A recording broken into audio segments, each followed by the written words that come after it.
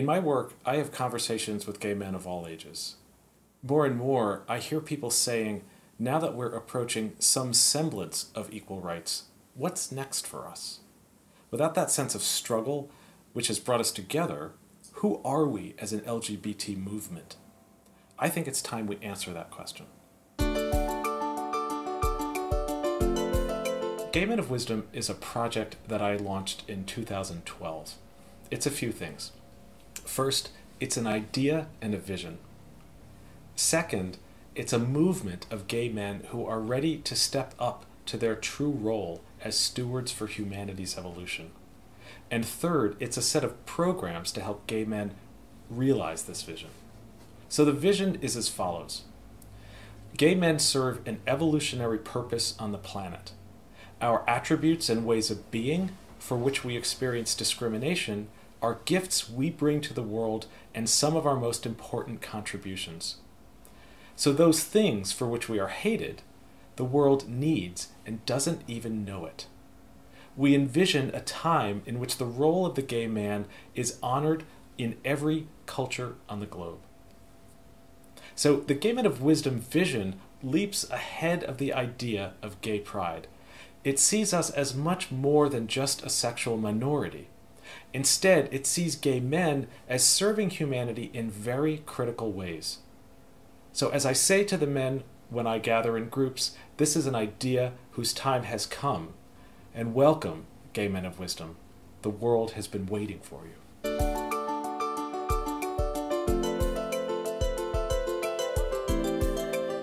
When I initially launched this project, Gay Men of Wisdom was the theme for my life coaching practice for gay men. Now, it still is, but I quickly realized that it is something much larger.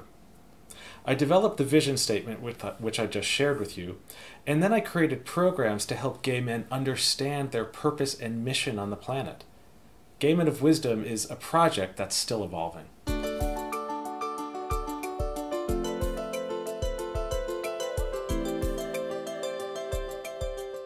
I came out in 1989. In retrospect, I realized that my life since then has mirrored changes in the gay rights movement. Shortly after I came out, I co-founded a gay and lesbian youth group in Connecticut with a friend of mine where I was going to college. I was angry at this time when I came out. I was angry at my family, angry at the Catholic Church, angry for all the messages that said that I was wrong for being gay, and for all the years of self-loathing and all the futile attempts to change my sexual orientation. So I founded the youth group out of a desire to do something constructive with my anger, to channel it toward good ends. In the months after founding this group, my friend and I learned that youth groups were popping up everywhere. This was a surprise to us. We had picked up on the vibe in the ether somehow that gay young people were ready to come out, to gather, and to be counted.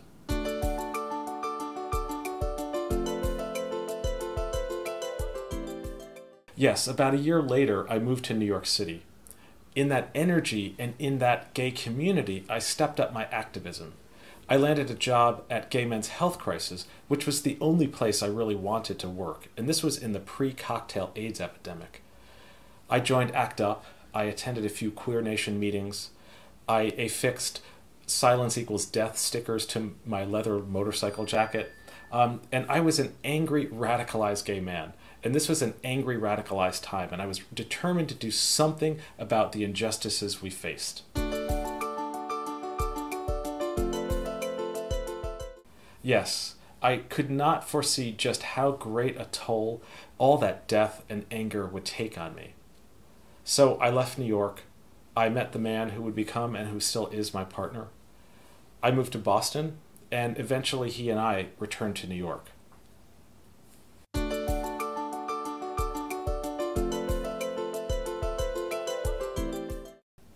Yes, I did. Though I didn't realize it until later, the world was gradually changing around me for the better. People stopped dropping like flies from AIDS. We had the protease inhibitors. The climate became warmer for gay people. Domestic partnership became possible, and we started to hear those first rumblings of gay marriage. Now, at this time, I carried my gay pride with me, but I stopped going to gay pride marches. I dropped the phrase queer, which I had adopted in the early 1990s, for the less in-your-face gay. I put my energies into my home life, working on my career, spending time with family, with spending time with friends. I became an avid gardener and an enthusiastic cook. I was out everywhere, but my activism took a much quieter turn. I wanted to live in peace and just not get grief for being gay.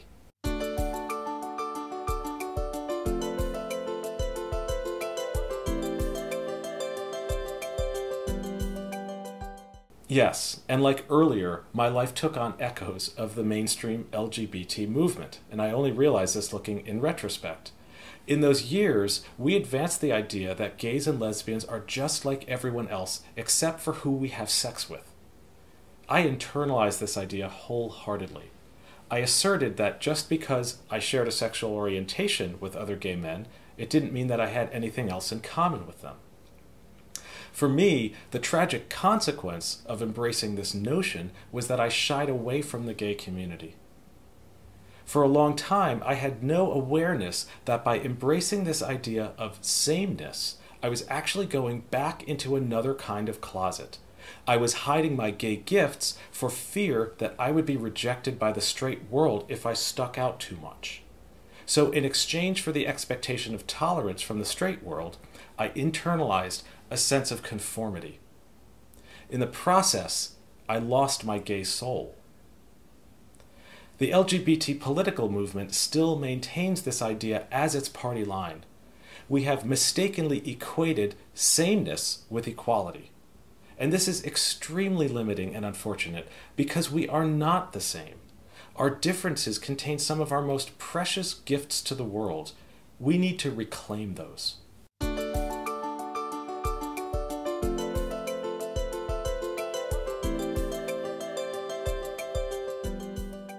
And I would say that that statement itself represents an old and limiting paradigm of thinking. It assumes that when two things are different, one must be better and the other must be worse, that one must be dominant and the other subordinate. That's a false dichotomy.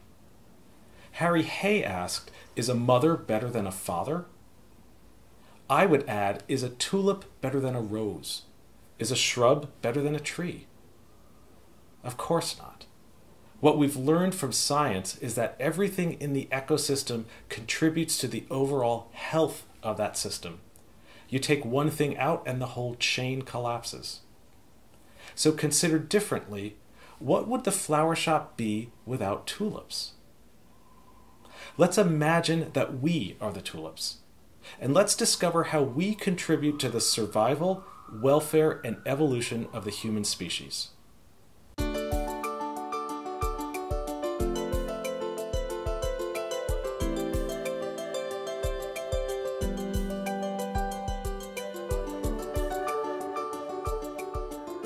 Something gradually started to awaken in me.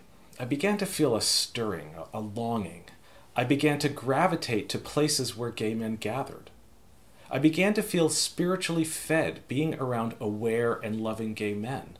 I began to need this again. Then 2012 hit, and with a bang. And there was something about the energy of that year. I read a book by Will Fellows entitled A Passion to Preserve, Gay Men as Keepers of Culture. What intrigued me about the book was not the personal stories of the men featured, because I'm not a keeper of culture, that's not my archetype. Instead, it was Will's thesis. Borrowing from Native American ideas, Will asserted that gay men constitute a third gender, and that sexual orientation is just one attribute among many personality traits that gay men share in common. Now this hit me squarely in the gut. I thought, wow, gay men share a cluster of traits that can be identified well before puberty, before we become sexually aware. We are different in so many other ways than our sexual orientation, and I was breathless at this concept.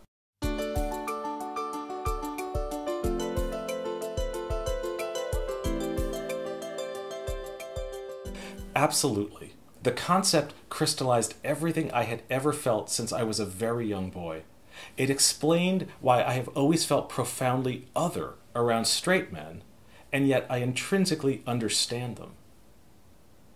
It explained why I feel an extremely close kinship with women, especially straight women, but that there's this whole other world of womanhood that I will never understand or even witness because I'm oriented toward men. It gave me the language that said, I am in between. I have one foot firmly rooted in the masculine and one foot firmly rooted in the feminine. This is a gift that I give to the world, and it is one reason why the world needs me. Now, the bully on the elementary school playground who beat me up, he knew this. He didn't need language or a discourse on gender to know that I was fundamentally different. The homophobes know this. Even supportive straight people know this. But we have silenced them in the name of political expedience. We would rather be normal and sane rather than unique and vital.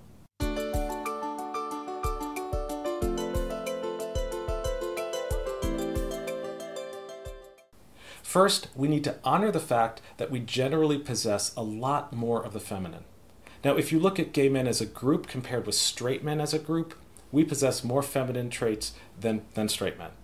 Now, there are exceptions to this, of course, and there will always be gay men who have more masculine than feminine. And there are going to be some straight men who possess more feminine traits than some gay men. But if you look at our community by and large, in the aggregate, we have a lot more of the feminine.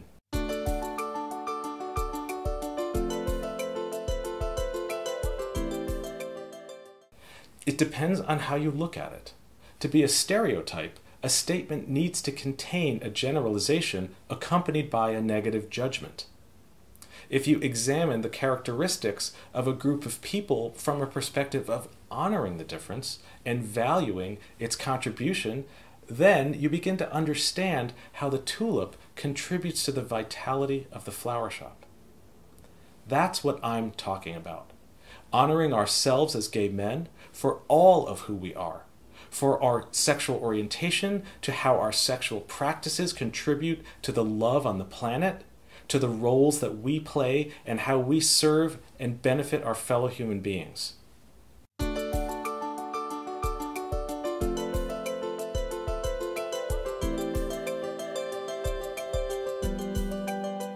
The easiest way to answer this question is to look at the roles that gay men play disproportionately to our numbers.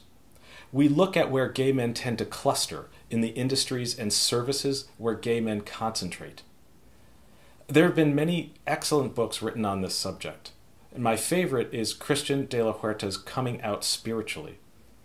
In this book, he outlines 10 archetypes or roles that gay men, or whatever we were called in previous eras, have tended to play. Now, he did a lot of research and distilled these roles down to 10. And just as a note, he applies these archetypes to queer or gay people, but most of the examples he uses to support his assertions pertain to gay men. So we're on solid footing here. So the 10 archetypes that Christian identified are as follows. First is catalytic transformers, that we help bring about change, incite social movements, and support the advancement of humanity. Second, the outsiders mirroring society, that we help society to more accurately perceive itself. Third is the consciousness scout, that we go first and take risks. We discover new paths to see what lies ahead. Fourth is the sacred clown and eternal youth, that we embody a spirit of humor and youthfulness which brings entertainment, sustenance, and refreshing joy to the world. The fifth is keeper of beauty, that throughout history we have created, promoted, and supported much of the world's art and beauty, and we have done so disproportionately to our numbers. Sixth is that of caregiver. We fulfill the function of healers, teachers, and caregivers of all types, from healthcare and the healing fields to all forms of the service industry. Seventh is that of mediator, that we have often served as mediators or go-betweens, particularly between the genders, as well as between the physical and spiritual realms. Eighth is the shaman and priest, that throughout history and across many cultures, gay men have often assumed roles of spiritual leadership. 9 is the archetype of the divine androgyne. Sacred writings of several spiritual traditions include references to the concept of holy androgyny, the marriage within each person of the male and female aspects of the psyche. And this is something we do really well as gay men. And the 10th archetype that Christian identified was gatekeepers, or guardians of the gates. That some traditions believe that gay people have a higher vibrational level and are uniquely suited for the roles of guardians of the gateways to the spirit world.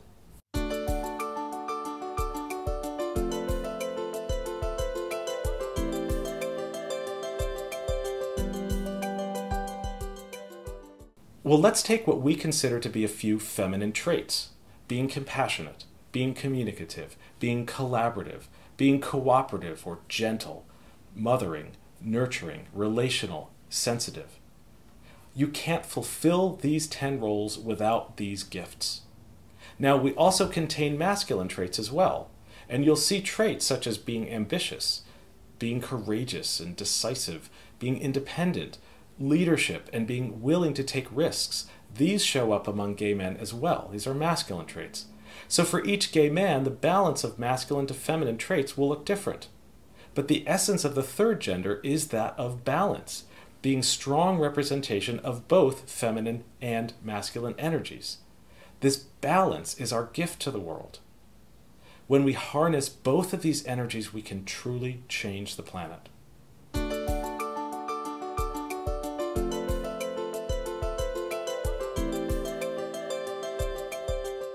Because humanity is out of balance. Most of our societies operate from a patriarchal system. In patriarchy, the masculine is the only value and the feminine is devalued and often crushed. So consider that half of the world's population, women, still live in a system where they are second-class citizens, sometimes at best. Humans destroy the earth without regard for the future. We subjugate entire groups of people. We launch wars and kill wantonly. We foment violence. Patriarchy is inherently out of balance. Many spiritual teachers and people around the planet are beginning to wake up to the need for greater balance among the feminine and masculine energies. Now, gay men already live this. We are the models for the future of manhood. We embody a balance between masculine and feminine energies. And we can and need to teach this to straight men so they can learn to honor and value the feminine within them. Patriarchy wounds all of us, gay, straight, bi, across all genders. We're all victims of this system that we inherited. Now, effecting this shift to greater balance will require change on the part of all humanity. But gay men can be very important leaders here. We can show the world the way out of patriarchy.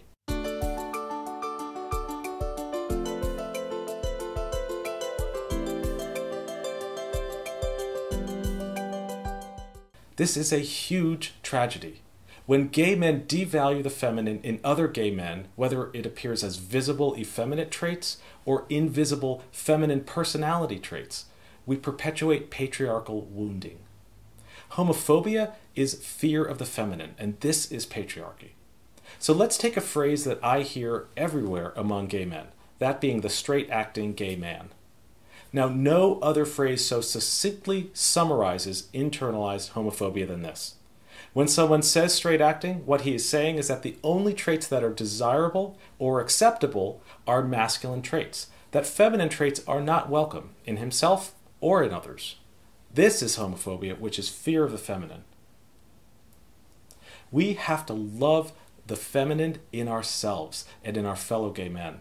It is the source of so many of our gifts. We need to honor the flaming queen for the fierce feminine he possesses. Embracing the feminine is the way out of humanity's predicament. We as gay men can lead the way if we have the courage and conviction to do so.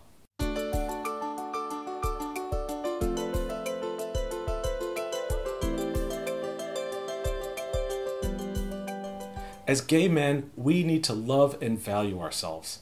The larger world will not do this for us. They're still operating on the narrative that gay men have no place. We need to replace that narrative with one that says to the world, this is why we are here. This is how we serve and benefit you, and this is why you need us.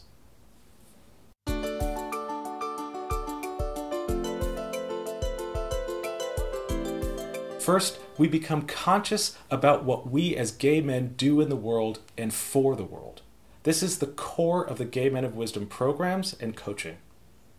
I invite you, the viewer of this video, to add to this discussion. I invite you to create a video response that answers this question. Why does the world need you as a gay man? I envision a time in which every gay man intrinsically understands this, and every gay boy grows up knowing what paths are available to him. So let's begin that process now. It's easy to create a video response. You just need to find some kind of a video recorder. It might be on your handheld phone, your iPad, on your laptop, and just sit in front of it and answer 6 simple questions. I will post these in the comment section here, but I'm going to read them out loud here now. First question is, who are you in relationship to others? What role or roles have you always played? Second, what talents do you possess and how do you express them in a unique way? Third question, what permissions do you give to those around you simply by being an openly gay man? Fourth question, what is it about the way that you love that the world needs? Fifth question, what happens when you don't show up in the world as your full self? And sixth question is, why does humanity need you? So post your video responses on the Gay Men of Wisdom YouTube page, and I would love to see dozens and dozens of these videos, all stating why the world needs you as a gay man. Let's make this a library for gay men of all cultures and of all ages.